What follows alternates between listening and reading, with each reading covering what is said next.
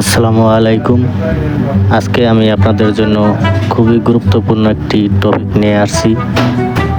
Saudi আরবের AC ডাক্টিংয়ের কাজে VCD এবং টেকআপ কীভাবে লাগাবেন, মূলত এটাই আপনাদেরকে শেখাবো আজকে। দেখতে পাচ্ছেন আমি একটি ওপেনিং করতেছি। এই ওপেনিংটা করার মূলত কারণ হলো এসির যে ঠান্ডা হাওয়াটা, ওই হাওয়াটা এখান থেকেই আসবে, সেই জন্য আমি খুব সুন্দরভাবে একটি ওপেনিং করে নিচ্ছি।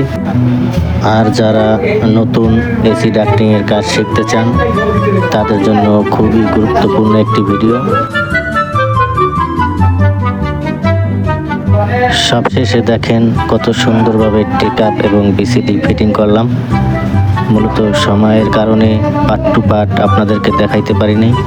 পরবর্তী ভিডিওতে পার্ট টু পার্ট দেখানোর চেষ্টা করব, যাতে আপনাদের বুঝতে এবং শিখতে কোনো অসুবিধা না হয়।